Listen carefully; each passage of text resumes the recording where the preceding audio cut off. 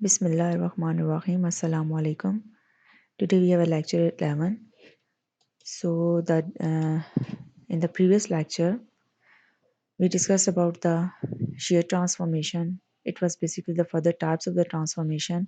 हमने पहले सबसे पहले क्या डिस्कस किया था व्हाट इज ट्रांसफॉर्मेशन ट्रांसफॉर्मेशन हमारे पास है क्या तो वो हमने ट्रांसफॉर्मेशन डिफाइन करने के बाद उसकी फर्दर जो टाइप्स डिस्कस की थी in the lecture 10 that was shear transformation contraction dilation and rotation तो उसमें इन चारों चीज़ों में हमने इसे डिटेल में डिस्कस किया था कि शेयर ट्रांसफॉर्मेशन होगी तो उसमें हमारे पास एग्जांपल्स थी जैसे शेप की भी एग्जांपल थी तो शेयर ट्रांसफॉर्मेशन में हमने बेस को जैसे फिक्स रखा था और हमने कहा था कि टॉप को अगर हम लेफ़्ट साइड पे या राइट साइड पे ले जाएं तो वहाँ पे जो ट्रांसफॉर्मेशन होगी शेयर ट्रांसफॉर्मेशन जिससे कॉन्ट्रैक्शन डायलेशन की भी हमने टाइप डिस्कस की थी और हमने एग्जांपल भी सॉल्व की थी और उसमें हमने ए मैट्रिक्स फाइंड किया था और लास्ट लेक्चर्स में हमारे पास जिसमें हमने लीनियर ट्रांसफॉर्मेशन को डिस्कस किया था उसमें हमारे पास ए मैट्रिक्स फाइंड करना हमने इसको डिटेल में नहीं डिस्कस किया था हमने सिर्फ और सिर्फ कॉन्ट्रैक्शन और डायलेशन के केस में हमने डिस्कस किया था कि एक एग्जांपल थी जिसमें ए मैट्रिक्स को हमने किस तरह से फाइंड करना है अदरवाइज़ हमारा फ़ोकस लास्ट लेक्चर तक लीनियर ट्रांसफॉर्मेशन में हमारा जो फ़ोकस था वो इस चीज़ पे था कि ट्रांसफॉर्मेशन को हम डिफ़ाइन कैसे करते हैं जैसे और उसके लिए हमने ये भी कहा था कि जैसे हम फंक्शंस को रियल नंबर के फंक्शंस को डिफ़ाइन करते हैं और बेसिकली जो लीनियर ट्रांसफॉर्मेशन है वो मैट्रिक्स कॉलम कॉलम मैट्रिक्स से दूसरे कॉलम मैट्रिक्स में ट्रांसफॉर्मेशन हो रही होती है जो चेंज आ रहा होता है और उसके लिए हमने कहा था कि जो ए मैट्रिक्स है वो हमारे पास मैट्रिक्स और ट्रांसफॉर्मेशन है तो उसी से फिर फर्दर हमने शेयर ट्रांसफॉर्मेशन को डिस्कस करते हुए फिर हमने कॉन्ट्रैक्शन एंड डायलेशन डिस्कस किया कि उससे ग्राफिकली क्या चेंज आता है फिर हमने रोटेशन का केस डिस्कस किया था रोटेशन ट्रांसफॉर्मेशन का और रोटेशन ट्रांसफॉर्मेशन में हमने जो चीज़ डिस्कस की थी उसमें एंगल हमने कहा था जो इम्पोर्टेंट चीज़ ये थी कि उसमें हमने जो हमने लिया था रेक्टेंगल लिया था उसमें ये था कि जब एक तो उसमें जब रोटेशन की हमने बात की थी तो हमने कहा था कि ये 90 डिग्री पे रोटेट हो रहा है हमने एग्जांपल डिस्कस की थी तो वो उसमें रोटेशन का इफेक्ट आ रहा था रोटेशन का इफेक्ट जब आता है तो उसमें एंगल इन्वॉल्व होता है फिर हम कहते हैं थ्रू 90 डिग्री थ्रू 180 या जो भी हमारे पास एंगल होता है फाई हम कह देंगे कि थ्रू फाई फाई हम एक जनरल या थीटा ले लेंगे जनरल एंगल ले लेंगे तो डिपेंड करता है कि जो रोटेशन हुई है वो कितनी रोटेशन हुई है तो वो एंगल की जो वैल्यू होती है 30 डिग्री 40 डिग्री 50 डिग्री वो हमें बताती है तो ये प्रीव्यू था हमारा लास्ट लेक्चर का तो अभी हम नेक्स्ट लेक्चर स्टार्ट करने से पहले एक इम्पोर्टेंट चीज़ डिस्कस करेंगे that is the identity matrix आपको आइडेंटिटी मैट्रिक्स के बारे में आपको एक तो अंडरस्टैंडिंग होगी कि ये मैट्रिक्स आपके पास हमेशा सेम ऑर्डर का होता है लाइक जैसे अगर मैं इसकी बात करूँ this matrix is I2 matrix identity 2 तो इससे हम खुद ही हमें अंडरस्टूड होता है ये 2 क्रॉस 2 का होगा इसमें ऑर्डर डिफरेंट नहीं होता जितनी रोज उतने ही कॉलम्स होंगे इसको हम स्क्वायर मैट्रिक्स बोलते हैं तो आइडेंटिटी मैट्रिक्स आपके पास हमेशा स्क्वायर मैट्रिक्स होता है तो ये 2 क्रॉस 2 का होगा 3 क्रॉस 3 का होगा 4 क्रॉस 4 का होगा एंड सो ऑन इस तरह से मैट्रिक्स होंगे अब क्वेश्चन ये है कि हम इसको आइडेंटिटी मैट्रिक्स को जब हम लास्ट लेक्चर में हमने लीनियर ट्रांसफॉर्मेशन को डिस्कस किया था तो अभी हम मैट्रिक्स ऑफ लीनियर ट्रांसफॉर्मेशन को डिस्कस करने जा रहे हैं तो इसमें हम आइडेंटिटी मैट्रिक्स को क्यों ले रहे हैं जैसे फॉर एग्जांपल आप किसी भी मैट्रिक्स को आइडेंटिटी मैट्रिक्स के साथ मल्टीप्लाई करते हैं तो आपके पास वही मैट्रिक्स आ जाता है जैसे फॉर एग्जांपल आप ए मैट्रिक्स को आई आइडेंटिटी मैट्रिक्स के साथ मल्टीप्लाई करेंगे सेम उसी ऑर्डर का जिसकी मल्टीप्लिकेशन उसके साथ पॉसिबल होगी तो आपके पास वही मैट्रिक्स आएगा इसी तरह से जब हम इन्वर्सेस लेते थे तो वहाँ पे भी हम आइडेंटिटी यूज़ करते हैं आइडेंटिटी का कॉन्सेप्ट यूज़ करते हैं हम ये कहते हैं कि for example if two matrix are the inverses of each other then it will be equal to the identity matrix तो मल्टीप्लिकेटिव आइडेंटिटी आई आपके पास मल्टीप्लिकेटिव आइडेंटिटी है मैट्रिक्स की तो यहाँ पे हम ए मैट्रिक्स बेसिकली हम यहाँ पे जो मैट्रिक्स ऑफ लीनियर ट्रांसफॉर्मेशन है इसमें हम इंटरेस्टेड हैं ए मैट्रिक्स फाइंड करने में तो उसके लिए हमें यहाँ पे आइडेंटिटी मैट्रिक्स इंट्रोड्यूस करवाना पड़ेगा फिर हम इजीली ये होता है कि जो स्टेप्स हैं हमारे उसके अकॉर्डिंगली हम इजीली फाइंड कर लेते हैं फॉर एग्जांपल जैसे हम इस एग्जांपल की तरफ आते हैं द कॉलम्स ऑफ I2 आपको 2 क्रॉस 2 का आइडेंटिटी मैट्रिक्स गिवन है अब आइडेंटिटी मैट्रिक्स में आपके पास जैसे यहाँ पे 3 हैं डिफरेंट आइडेंटिटी मैट्रिक्स हैं I2 I3 एंड I4 तो इसमें E1 कॉलम ये होगा ये E2 होगा यहाँ पे E1 होगा E2 होगा E3 होगा and this is E1 E2 E3 E4 means के मैं आपको बता देती हूँ कि जैसे आपने इसको रिप्रेजेंट करना होगा E1 फैक्टर के साथ आप इसको रिप्रेजेंट करेंगे कि इसको हम कह देंगे दिस इज़ E1 वेक्टर, और ये स्टैंडर्ड यही रहेंगे थ्रू आउट द लेक्चर, या आप कह लें कि थ्रू आउट द टॉपिक आपके पास ये यही रहेंगे E1 E2। इसी तरह से ये अगर इसको लेंगे तो ये E3 हो जाएगा वेक्टर। तो ये स्टैंडर्ड आपके पास, जैसे आइडेंटिटी मैट्रिक्स स्टैंडर्ड आपके पास यही होता है 2x2 का, 3x3 का। तो कॉलम्स को भी हम, जैसे हम ए मैट्रिक्स में नॉर्मली कॉलम्स को हम कभी यू से कभी वी से रिप्रेजेंट करते हैं, इसका E1 और E2 ही रहेगा। अच्छा, अब वो कह रहा है कि जैसे हमारे पास I2 आइडेंटिटी मैट्रिक्स है, उसके फर्स्ट टू कॉलम्स हैं, this is E1 column and this is E2। Suppose it is a linear transformation from R2 to R3। अगर ये आपके पास एक लीनियर ट्रांसफॉर्मेशन है, इससे हमें ये क्लियर हुआ कि जो आपके पास x है वेक्टर, उसकी एंट्रीज़ 2 एंट्रीज़ हैं, और जो आपके पास b वेक्टर आ रहा है, जो राइट साइड पे आ रहा है, उसकी आपके पास जो एंट्रीज़ आ रही हैं वो 3 एंट्रीज़ होंगी। Such that T of E1, वो कह रहा है कि जब आप इन पे ट्रांसफॉर्मेशन अप्लाई करते हैं T ऑफ E1, तो हमारे पास ये, अब ये उसने आंसर, ये खुद से ही गिवन है, ठीक है, ये हमने फाइंड नहीं किया, ये गिवन है कि T ऑफ E1 आपके पास इसके इक्वल है, T ऑफ E2 इसके इक्वल है। कि अगर इस तरह से ट्रांसफॉर्मेशन E1 E2 पे अप्लाई हो रही है, तो इसमें से अब आपको विद नो एडिशनल इन्फॉर्मेशन, इसके अलावा वो कह रहा है आपको हम फर्दर कोई इन्फॉर्मेशन नहीं देंगे, आपको फॉर्मूला फाइंड करना है for the image of an arbitrary x in Rn। जब आप फॉर्मूला फाइंड करेंगे x का, तो ऑटोमेटिकली आपको पता चल जाएगा। अब यहाँ पे उसने, इसमें बेसिकली हमने आइडेंटिटी इन्वॉल्व करना है। वो किस तरह से करना है वो मैं आपको नेक्स्ट स्टेप्स में बताती हूँ। अब जैसे यहाँ पे हम E1 देख लेते हैं कि E1 जो फर्स्ट 1 0 है, वो अगर ये अगर हम I2 देखें तो बेसिकली 2D में ही है कि 2 एंट्रीज़ हैं, ये E1 होगा। अगर हम कहते हैं कि इफ़ दिस इज़ ये इसका जो मैग्नीट्यूड है, ये, या आप कह रहे हैं कि लेंथ आपके पास 0 से 1 1 यूनिट यहाँ तक आ रही है, तो ये 1 0 है। इस तरह से अगर 1 यूनिट यहाँ तक है तो ये 0 1 है। तो E2 आपके पास हमेशा x2 एक्सिस पे होगा, और E1 आपके पास x1 एक्सिस पे होगा। तो अब आपको जब x का फॉर्मूला फाइंड करना है, तो उसमें आपको बेसिकली इन्वॉल्व करना पड़ेगा x को, आइडेंटिटी को, सॉरी। जैसे आपके पास x है, आपको पता है कि ये जो x वेक्टर है, ये आपके पास किसके इक्वल होगा? हमें R2 से पता चल गया ना कि वो x1 और x2, उसमें सिर्फ 2 एंट्रीज़ होंगी। हमें पता है कि this is equals to the column matrix with 2 entries. हम जनरल एंट्री जैसे लेते हैं x1 एंड x2। अब यहाँ पे बेसिकली मैंने जो फॉर्मूला बनाना है, find the formula for the image of an arbitrary x, मैंने इसकी इमेज का फॉर्मूला बनाना है x का, तो पहले मुझे x को डिफाइन करना पड़ेगा इमेज को डिफाइन करने से पहले। तो मैं ये कहूँगी कि x इज़ इक्वल्स टू, अगर मैं यहाँ पे कहूँ दिस इज़ आइडेंटिटी मैट्रिक्स। अब देखें, वैसे तो जनरल फॉर्मूला आपके पास आई एन और एक्स बनता है, आई एन एन ऑर्डर का आइडेंटिटी मैट्रिक्स। लेकिन इसमें जो आपके पास आइडेंटिटी मैट्रिक्स आएगा, उसका जो फॉर्मूला बनेगा, वो आपके पास आई टू एक्स आएगा, आई टू एक्स। ठीक है, तो मैं यहाँ पे ऐसे करती हूँ, मैं यहाँ पे इसी के अकॉर्डिंगली ही मैं फॉर्मूला इंट्रोड्यूस करवाती हूँ इस क्वेश्चन के अकॉर्डिंगली। तो ये आई टू एक्स हो जाएगा। अब आई टू आपको पता है कि ये आपके पास ये है 1 0 0 1। इसमें बेशक आप E1 E2 कॉलम्स ले लें, कि अगर मैं ये मैट्रिक्स की बात करूँ तो मैं इसको उस तरह से भी लिख सकती हूँ, और मैं ये भी कह सकती हूँ कि फर्स्ट में मेरे पास E1 कॉलम आ रहा है, और सेकंड रो में सेकंड कॉलम की जगह पे मेरे पास E2 आ रहा है। तो ये आपके पास हो जाएगा, और x आपके पास इसके अकॉर्डिंगली हो जाएगा, this is x1 and this is x2। अब अगर यहाँ पे ये R3 से बिलोंग कर रहा होता, तो फिर हमें I3 को ही इंट्रोड्यूस करवाना पड़ता। अगर फॉर एग्जांपल इसमें 4 एंट्रीज़ होती तो I4 एंड सो ऑन, इसी तरह से हम इंट्रोड्यूस करवाते। क्योंकि इसकी मल्टीप्लिकेशन हमें देखनी है ना, कि आइडेंटिटी मैट्रिक्स को जो मल्टीप्लाई कर रहे हैं, मल्टीप्लिकेशन इसकी पॉसिबल होना ज़रूरी है। अब ये देखें, ये अगर इसकी मैं मल्टीप्लिकेशन करूँगी तो किस तरह से होगी? E1 x1 के E1, और आपके पास ये x1 आ जाएगा, प्लस E2 x2 आ जाएगा। ठीक है, अब मुझे, मैंने इसका x का फॉर्मूला बना लिया, लेकिन उसने कहा इमेज ऑफ x का आपने फॉर्मूला बनाना है। जब मेरे पास x का फॉर्मूला आ गया, तो अब मुझे पता है, उसने एक इन्फॉर्मेशन मुझे दी है, उसने कहा है T is a linear transformation. अगर ये लीनियर ट्रांसफॉर्मेशन है, तो जब मैं इस फॉर्मूला अप्लाई करूँगी, तो मैं कहूँगी कि अगर मैं T ऑफ x ले रही हूँ, तो दिस इज़ इक्वल्स टू, अब देखें, जो ट्रांसफॉर्मेशन है वो तो आपके पास ये जो वैक्टर्स हैं या मैट्रिसेस हैं, उस पे अप्लाई होगी ना, x1 और x2 पे तो नहीं अप्लाई होगी। x1 and x2 are the variables. तो आप इसको स्टार्ट में ले लें x1 वेरिएबल को, and T of E1 vector, ये वेक्टर आपके पास, प्लस आपके पास आ जाएगा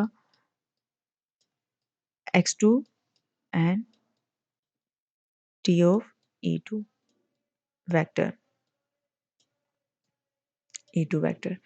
ये हम देखते हैं नेक्स्ट, क्योंकि ये लीनियर ट्रांसफॉर्मेशन थी इस वजह से मैं इसको इस फॉर्म में लिख सकती हूँ। तो ये मैंने फॉर्मूला लिखा है, ये फॉर्मूला मेरे पास आ गया जो उसने फॉर्मूला मांगा है, formula for the image of an arbitrary x, लेकिन वो अभी जनरल फॉर्मूला आया है। इस क्वेश्चन के अकॉर्डिंगली अभी मेरे पास ये फॉर्मूला नहीं आया। टी ऑफ ई वन की जगह पे मैं इसको सब्स्टिट्यूट करूंगी, ये गिवन है। टी ऑफ ई टू की जगह पे मैं इसको सब्स्टिट्यूट करूंगी। तो मैं आगे नेक्स्ट देखती हूँ सोल्यूशन में कि मेरे पास क्या फॉर्मूला बना है।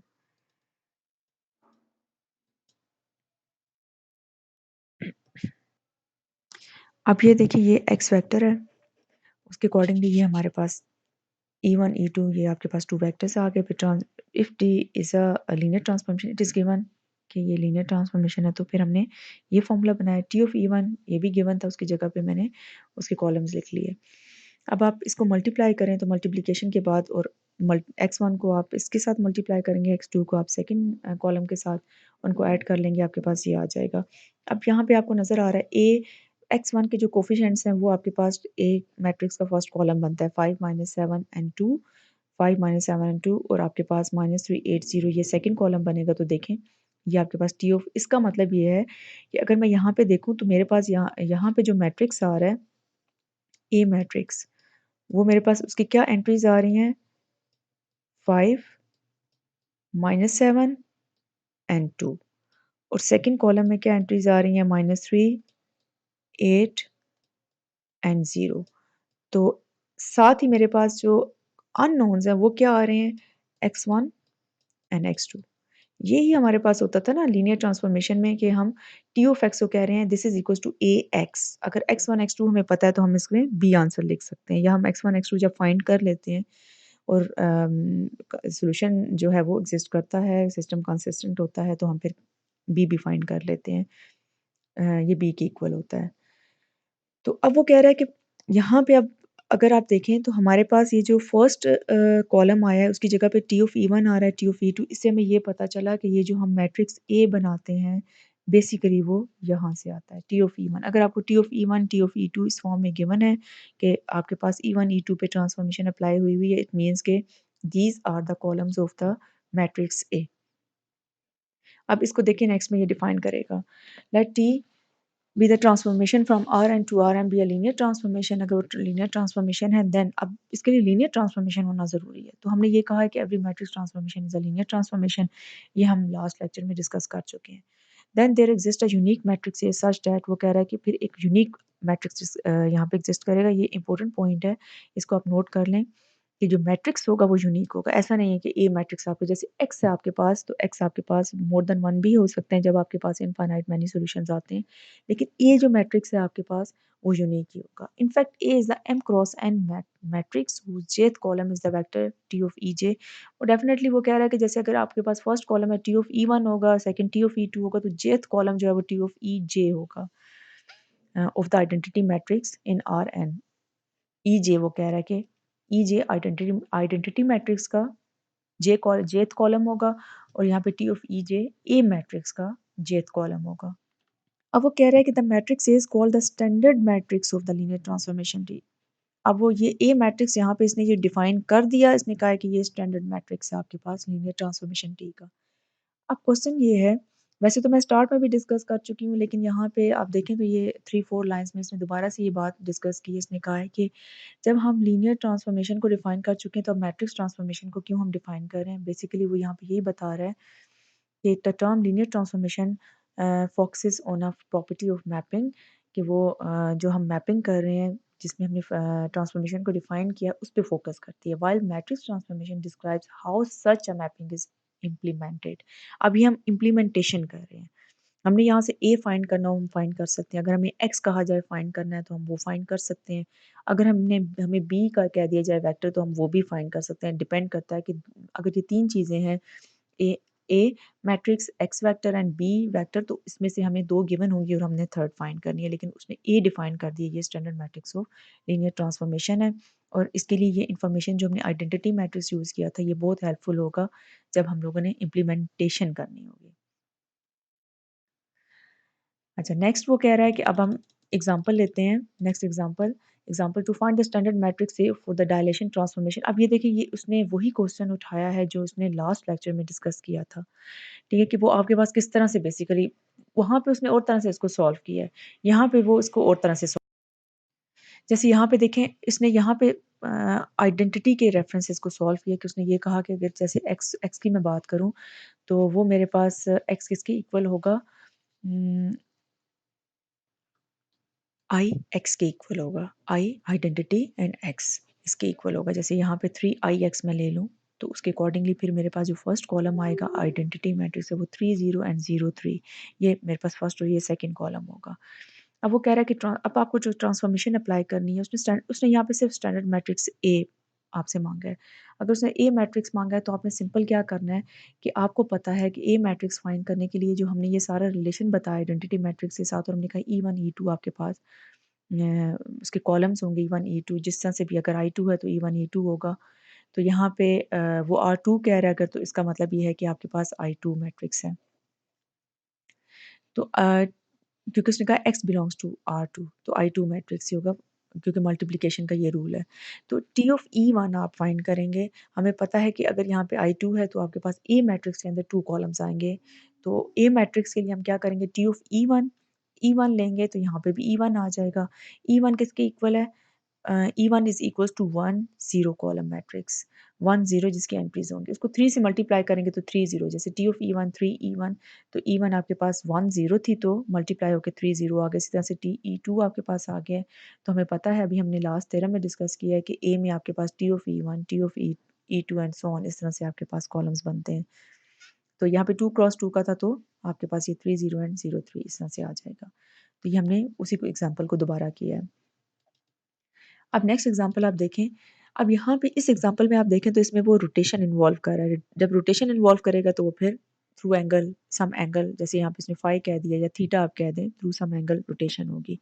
Late T R2 be the transformation that rotates each point in R2 about the origin through an angle phi। अब यहाँ पे उसने फाई एंगल इंट्रोड्यूस करवाया और कहा है कि अबाउट द ऑरिजिन रोटेशन होगी with counter clockwise rotation for a positive angle. uh, we could show geometrically that such a transformation is linear. Find the standard matrix A of this transformation। इस case में भी आपको A matrix he find करना है लेकिन सिर्फ और सिर्फ ये है कि डिफरेंस ये है लास्ट क्वेश्चन से कि यहाँ पे आपको रोटेशन के केस में आपको एंगल इन्वॉल्व करना है। जब एंगल इन्वॉल्व होता है तो फिर आपने कॉज और कॉस थीटा कॉस फाई और साइन फाई को भी इन्वॉल्व करना और वो किस तरह से इन्वॉल्व होंगे। वो कह रहा है कि आपके पास यहाँ पे पॉइंट हमने यहाँ पे इंट्रोड्यूस करवाया 1 0 पॉइंट होगा, यहाँ पे 0 1 पॉइंट होगा। तो अब जिसको हम कहते हैं कि कॉलम मैट्रिक्स यहाँ पे कॉलम मैट्रिक्स 1 0 आएगा और यहाँ पे 0 1 आएगा। जब रोटेशन का आपके पास केस आया तो आप ये कहेंगे कि 1 0 को हमें थ्रू एंगल फाई रोटेट करना है। फाई रोटेट करना है तो आपके पास ये देखें ये वाला ये x2 आपके पास होगा और ये आपके पास x1 होगा। ये ट्रायंगल बनती है। तो अगर आप इसके अकॉर्डिंगली देखें कॉज ऑफ फाई फाइंड करें तो कॉज ऑफ फाई अगर इसको आप कह रहे हैं कि दिस इज x2 जिसको हम पहले हम पास्ट में इसी को ही जब हम हालांकि हम ये डिस्कस कर चुके हैं लेकिन मैं इसको दोबारा आपको बता देती हूँ कि एक्स आपके पास ये कैलकुलस में भी आपकी ये डिटेल में डिस्कशंस हो चुकी हैं और ये वैसे भी मैथमेटिक्स में आपको पता होगा कि जब आप एंगल इन्वॉल्व करते हैं 2D प्लेन में तो फिर आप उसमें x equals to cos phi और y equals to sine phi लेते हैं। यहाँ पे x1 x2 आपके पास वेरिएबल है। इसको आप x2 कहेंगे और आप इसको x1 बोलेंगे। तो कॉस ऑफ फाई आपके पास इक्वल होगा और आपके पास देखिए ये जो सर्कल ले रहा है ये आपके पास यूनिट सर्कल है। यहाँ पे जो आपके पास लेंथ आ रही है ओरिजिन से यहाँ तक ये आपके पास 1 आ रही है। तो अगर ये 1 है तो रेडियस आपके पास यहाँ से यहाँ तक भी 1 होगा तो ये इसकी लेंथ आपके पास 1 की इक्वल आ रही है। तो कॉस ऑफ फाई किसके इक्वल होगा? कॉस ऑफ फाई आपके पास x1 डिवाइडेड बाय और साइन फाई किसके इक्वल होगा? x2 डिवाइडेड बाय 1 इसके इक्वल होगा। जैसे आप जिसको आप कहते हैं परपेंडिकुलर डिवाइडेड बाय हाइपोटेन्यूज। इसी तरह से x1 भी आपके पास कॉस ऑफ फाई जो है वो आपके पास बेस डिवाइडेड बाय हाइपोटेन्यूज आपके आपके पास इस तरह से साइन कॉस दोनों आ जाएंगे और वहाँ पे हम जैसे r है r को हम बेसिकली यहाँ पे 1 ले रहे हैं। तो अब वो ये कह रहा है कि अब यहाँ पे जो आपके पास फर्स्ट कॉलम है जैसे वो 1 0 है तो आपको पता है एंगल हमारा एक्सिस x1 एक्सिस से ही स्टार्ट होता है जिसको हम एक्स एक्सिस भी बोलते हैं। तो ये फाई है आपके पास। तो फाई के थ्रू आपके पास एक्स कॉस फाई और वाई आपके पास साइन फाई आ जाएगा। तो ये आपके पास 1 0 में जो रोटेशन हुई है थ्रू एंगल फाई, तो 1 आपके पास कॉस फाई और 0 आपके पास साइन फाई आफ्टर रोटेशन आ गया। एंड अब इस 1 0 को करना है। अब ये देखिए अगर 1 0 से हम स्टार्ट करेंगे तो ये एंगल फाई हो गया और ये आपके पास कितना है, ये 90 है। अब आपने क्या करना है, कॉज ऑफ 90 प्लस फाइव और साइन ऑफ 90 प्लस फाइव। तो जब आप उसको सॉल्व करेंगे तो आप देखेंगे कि आपके पास cos five minus sine five बन जाएगा और साइन फाइव आपके पास कॉस फाइव बन जाएगा। अब जैसे ये देखें कॉस में जब आप 90 प्लस, ये आपके पास 90 है क्योंकि ये अब सेकंड क्वाड्रेंट से स्टार्ट हो रहा है तो प्लस फाइव होगा। कॉज ऑफ 90 प्लस फाइव, इस फॉर्मूला से आप फेमिलियर होंगे। Cos of 90 plus five equal होगा cos of 90 cos of five minus sine of 90 sine of five. जैसे अल्फा प्लस बीटा आपके पास आता था तो इसका फॉर्मूला ये बनता है। हमें पता है कि 90 पे कॉज और 90 के मल्टीपल्स पे ये ज़ीरो होता है, तो अगर ये ज़ीरो है तो zero dot cos of five ये ज़ीरो के इक्वल आ जाएगा। माइनस साइन ऑफ 90 1 के इक्वल होता है और sine of five as it is आ जाएगा। तो ये आपके पास 0 माइनस साइन ऑफ फाइव आ जाएगा। तो कॉज आपके पास माइनस साइन ऑफ फाइव में कन्वर्ट होगा और साइन ऑफ फाइव का जब आप फॉर्मूला लगाएंगे साइन 90 प्लस फाइव, तो उस फॉर्मूला से भी आप फेमिलियर होंगे कि साइन ऑफ 90 प्लस फाइव आपके पास sine 90 cos five plus cos 90 sine five आएगा। तो उससे आप देखेंगे कि साइन फाइव आपके पास कॉस फाइव के इक्वल आ जाएगा। तो अब आपको ये स्टैंडर्ड मैट्रिक्स अगर आप ये याद रखेंगे कि ए आपके पास कॉस फाइव साइन फाइव और सेकंड कॉलम में आपके पास जो 0 1 है ये रोटेट हुआ into minus sine five cos five. तो उसमें ये है कि जब आपके क्वेश्चन आएंगे उसमें वो आपको वो फाइव की जस्ट वैल्यू देगा। तो स्टैंडर्ड मैट्रिक्स अगर आपको याद होगा तो आपको ये काम नहीं करना पड़ेगा कि आप उसमें फाइव में जो भी आपको एंगल गिवन है पहले आप उसके अकॉर्डिंगली फर्स्ट कॉलम फाइंड करें। जैसे फॉर एग्जांपल यहाँ पे फाइव की वैल्यू पाई बाय टू दे देता है, तो आप cos pi by two sine pi by two find करें। फिर आप pi by two plus pi by two means कि 90 उसमें ऐड करके फिर आप उस एंगल में, या आपके पास पाई फाइव पाई के इक्वल है तो आप कहेंगे कि cos of pi sine of pi और यहाँ पे cos of pi plus 90 degree और यहाँ पे cos of pi plus 90 degree. तो अगर आप ये याद रख लेंगे minus sine five cos five, तो ये आपके लिए ज़्यादा ईजी हो जाएगा। तो ये ये जो हमने यहाँ पे जो ट्रांसफॉर्मेशन की that is the rotation transformation याद रखें। जब भी रोटेशन ट्रांसफॉर्मेशन होगी तो वो आपको एंगल देगा और आपने उसके अकॉर्डिंगली स्टैंडर्ड मैट्रिक्स फाइंड करना होगा। तो ये अब हमारा स्टैंडर्ड मैट्रिक्स आ गया है। और अगर five is a special case जो आपके पास वैल्यू गिवन होगी, पाई बाय टू गिवन है तो उसका स्पेशल केस है, वरना स्टैंडर्ड मैट्रिक्स आपके पास यही बनेगा। अच्छा, नेक्स्ट में वो कह रहा है find the matrix of the transformation of a linear transformation defined geometrically. अब हमने यहाँ पे जो ट्रांसफॉर्मेशंस हैं उनकी टाइप्स डिस्कस करनी होगी। मैट्रिक्स उसके लिए हमने स्टैंडर्ड मैट्रिक्स फाइंड करना है कि जब उसमें जिस टाइप की भी ट्रांसफॉर्मेशन हो रही है तो उसके बाद जो हमारे पास मैट्रिक्स ए है वो क्या आ रहा है। अब जैसे आप ऐसे करेंगे उसके लिए एक यूनिट स्क्वायर आप चूज़ करेंगे। यूनिट स्क्वायर 1001 वो उस पे बनता ही यूनिट स्क्वायर है। अब यहाँ पे ट्रांसफॉर्मेशन जो हो रही है वो R2 से R2 में ट्रांसफॉर्मेशन होगी। तो E1 आपके पास 1 0 है, E2 आपके पास 0 1 है। तो आपने ए मैट्रिक्स अगर आपको आगे जो भी करना है आपको ए मैट्रिक्स फाइंड करना होगा और ए मैट्रिक्स का आपको अंडरस्टूड है कि उसमें आपके पास T of E1 T of E2 ये इसके कॉलम्स बनेंगे and transformation is equal to AX। तो अब हम देखते हैं कि हमारे पास किस किस तरह की ट्रांसफॉर्मेशंस हो रही हैं।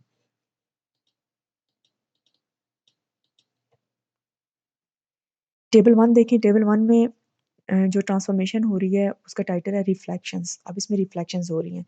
रिफ्लेक्शंस का कॉन्सेप्ट आपको कैलकुलस में भी होगा कि जब about x one axis reflection होता है तो आप क्या करते थे। बेसिकली रिफ्लेक्शन है क्या, रिफ्लेक्शन आपके पास मिरर इमेज होता है कि फॉर एग्जांपल अब हम कहते हैं reflection through the x one axis, हमने वही यूनिट स्क्वायर लिया है, हम उसमें रिफ्लेक्शन शो कर रहे हैं।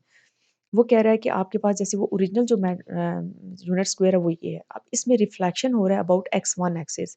अब अगर एक्स वन तो आपने अबाउट एक्स वन हो रहा है तो एक्स वन के यहाँ पे आपको मिरर रखना है। उसका इमेज कहाँ आएगा, उसका इमेज आपके पास इस जगह पे आएगा, यहाँ पे आपके पास इमेज आएगा इस जगह पे। अगर वो थ्रू एक्स वन एक्सिस हो रहा है कि आप मिरर यहाँ पे रखेंगे इसका मतलब एक्स वन। तो देखिए उस केस में आपको याद अब क्या रखना है कि अबाउट एक्स वन एक्सिस है तो एक्स वन आपका फिक्स वही पॉइंट है। देखिए अब एक्स वन पॉइंट आपके पास यहाँ पे वो वही रहेगा।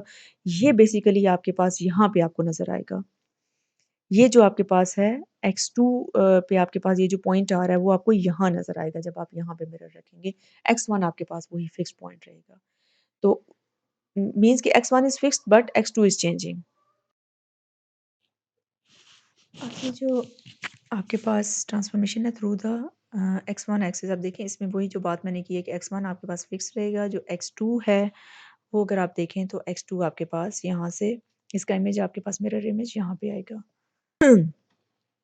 अब जो ट्रांसफॉर्मेशन हुई है, जो आपके पास जनरल मैट्रिक्स था, वो आपके पास जिसको हम E1 E2 बोल रहे थे, E1 आपके पास 1 0 था, तो ये ट्रांसफॉर्म होके 1 0 में ही रहा, जो आपके पास 0 1 था वो ट्रांसफॉर्म होके 0, क्योंकि यहाँ पे आपके पास x2 नेगेटिव होता है, तो 0 -1 में चला गया। आपको ये याद रखना है कि जब थ्रू x1 एक्सिस होगा तो x1 फिक्स्ड रहेगा और x2 आपके पास पॉजिटिव से नेगेटिव हो जाएगा। कि x2 का जो आपके पास अगर x2 पॉजिटिव है तो नेगेटिव हो जाएगा, नेगेटिव है तो पॉजिटिव हो जाएगा। तो ये आपके पास स्टैंडर्ड मैट्रिक्स, आपके पास ए मैट्रिक्स आ जाएगा, स्टैंडर्ड मैट्रिक्स। अब यही चीज़ जब हम डिस्कस करेंगे थ्रू द x2 एक्सिस, तो अब आपको मिरर यहाँ पे रखना है कि अगर जैसे आपके पास प्रीवियसली आपके पास ये यहाँ पे था, तो 0 1 आपके पास अगर आप देखें तो ये आपके पास 1 0 है। तो ये जो 1 0 है आपके पास, जब आप यहाँ पे मिरर रखेंगे तो इसका इमेज ऑटोमेटिकली यहाँ चला जाएगा, लेकिन y आप अब आपके पास फिक्स रहेगा। तो जब थ्रू x2 एक्सिस मीन्स कि y is basically x2 axis, जब आप रिफ्लेक्शन बताएँगे थ्रू द x2 एक्सिस, तो आपके पास क्या होगा, y2 x2 आपके पास फिक्स रहेगा और x1 का इमेज आपके पास अगर पॉजिटिव साइड पे है तो नेगेटिव साइड पे आ जाएगा। फॉर एग्ज़ाम्पल अगर ये ओरिजिनल आपके पास यूनिट स्क्वायर होता तो फिर इसका इमेज आपके पास नेगेटिव था तो ये पॉजिटिव हो जाता, मीन्स कि साइन चेंज हो जाएगा। अब अगर इन दोनों को हम कंबाइन करके डिस्कस करें तो हम ये कहेंगे कि जब रिफ्लेक्शन थ्रू x1 एक्सिस होगा तो x1 आपके पास सेम वही रहेगा और x2 में आपके पास x2 का साइन चेंज हो जाएगा। Reflection through the x2 axis जब आपके पास होगा तो आपके पास x1 एक्सिस आपके पास एक्स चेंज होगा और x2 एक्सिस आपके पास उसके साइंस चेंज हो जाएँगे। x2 के साइंस चेंज हो जाएँगे। यहाँ पे 0 है इसलिए वो चीज़ आपको, ख़ैर यहाँ पे एक चीज़ ये भी है कि डिपेंड करता है कि अगर x ये आपके पास ये जो स्क्वायर है, ये थोड़ा-सा x2 से हट के होता, ये ओरिजिन से ना स्टार्ट होता, तो फिर आपके पास x1 पॉज़िटिव रहता। अगर यही स्क्वायर आप थोड़ा-सा इधर एक्सटेंड कर लेंगे, तो फिर x2 आपके पास x1 आपके पास फॉर एग्ज़ाम्पल पॉज़िटिव है नेगेटिव है, तो वो यहाँ पे भी आपके पास आके नेगेटिव ही रहेगा, लेकिन जो x2 है वो आपका चेंज होगा, इन दोनों केसेज़ में।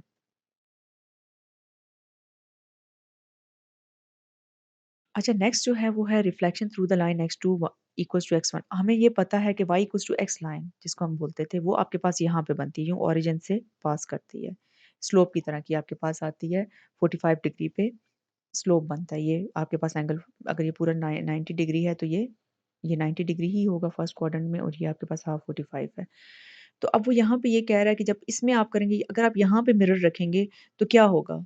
अगर आप यहाँ मिरर रखेंगे इस पे, तो इसका इमेज ये जो हाफ पार्ट है इसका, जो आपको ट्रायंगल नज़र आ रही है, ये उस साइड पे चली जाएगी और इसका इमेज इधर आ जाएगा।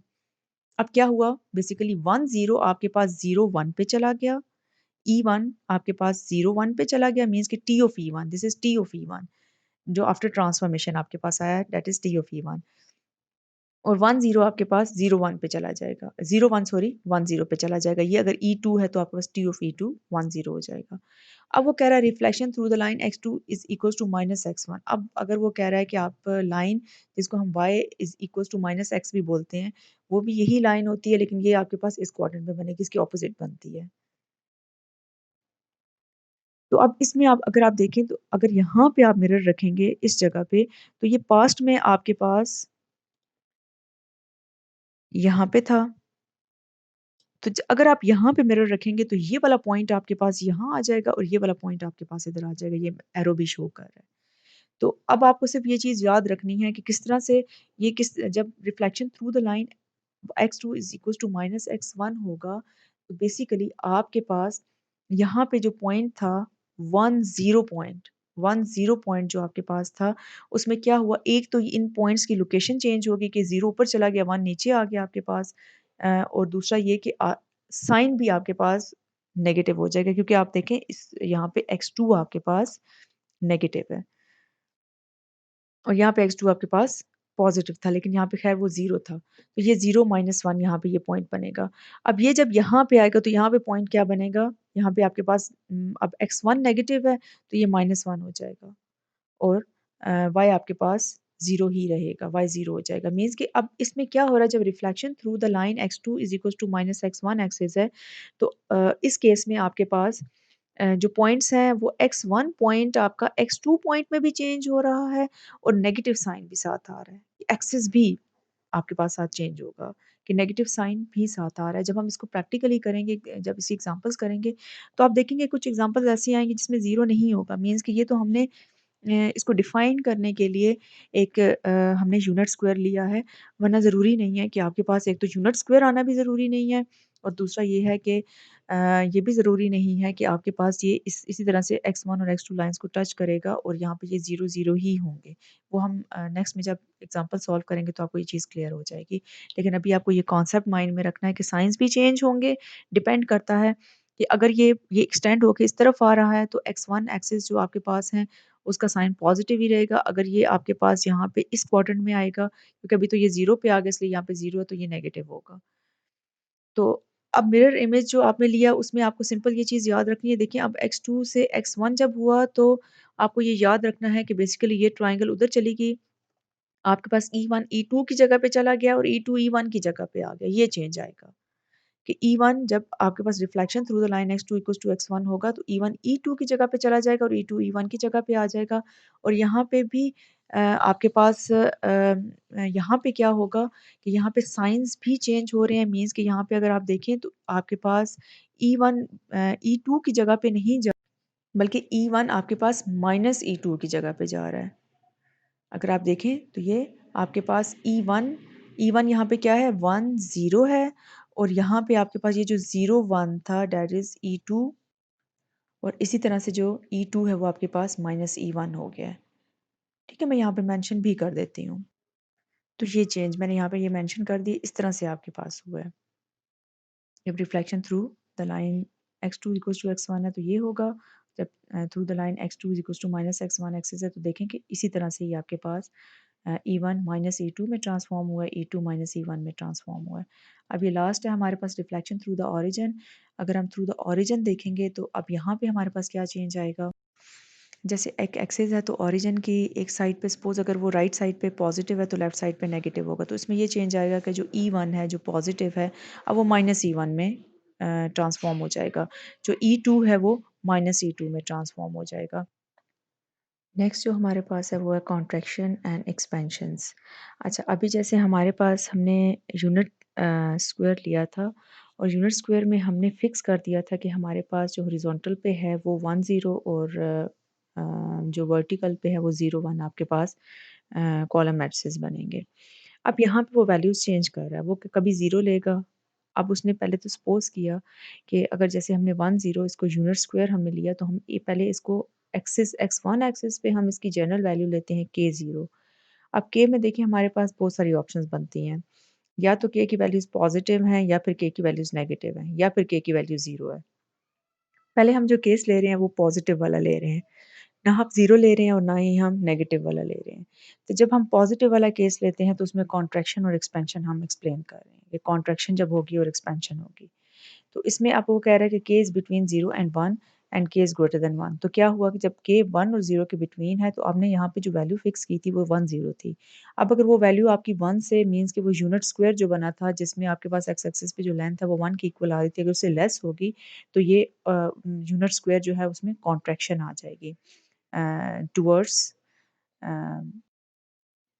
x2 axis. और इसी तरह से अगर हम बात करते हैं एक्सपेंशन की तो आपके पास फिर k की वैल्यू 1 से ग्रेटर होगी तो उसमें फिर आप 2 वैल्यू है, 3 वैल्यू है, 4 है तो ये फिर आपके पास ऑपोजिट टू x2 एक्सिस जो है वो उसमें एक्सपेंशन होगी।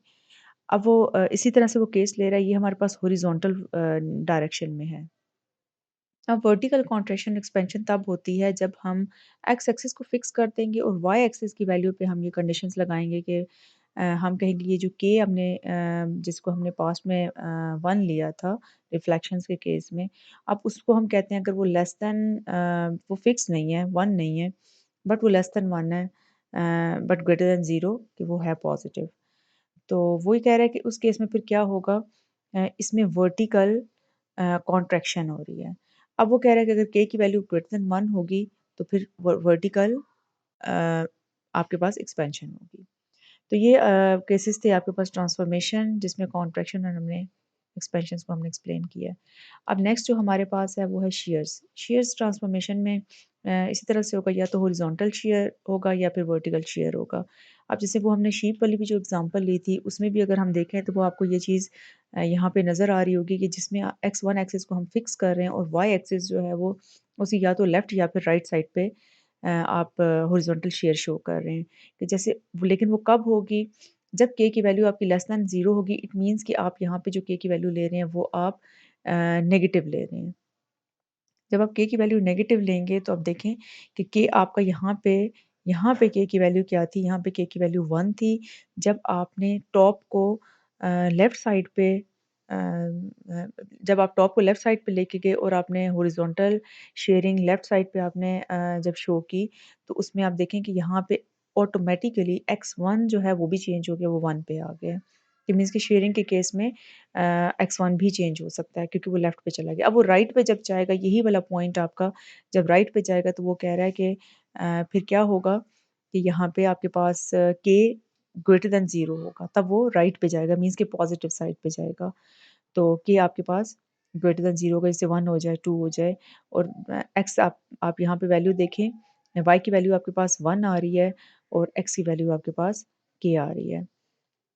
अब वर्टिकल शेयरिंग में क्या है कि आपके पास जो ट्रांसफॉर्मेशन होगी, शेयर ट्रांसफॉर्मेशन वो वर्टिकल फॉर्म में होगी, या तो वो जो ग्राफ है वो उसमें आप वाई एक्सिस को जब फिक्स करेंगे तो या तो वो अबव मूव करेगा या फिर बिलो। जैसे यहाँ पे हॉरिजॉन्टल शेयरिंग में वो लेफ्ट या राइट की तरफ मूव करता था, वर्टिकल शेयरिंग में वो आप जैसे इसको देखेंगे बिलो जा रहा है और ये यहाँ से अबव जा रहा है कि आपने उसकी राइट साइड को मूव किया और लेफ्ट साइड को फिक्स कर दिया। ये देखिए लेफ्ट साइड इसकी फिक्स हुई हुई है और राइट साइड मूव कर रही है। तो इसी तरह से ये लेफ्ट साइड आपने फिक्स की और राइट साइड मूव करी। जैसे यहाँ पे आपने जब इसको बॉटम को फिक्स किया तो टॉप को आप लेफ्ट राइट लेके जा रहे हैं, तो ये अप एंड डाउन फिर automatically up and down graph जाएगा।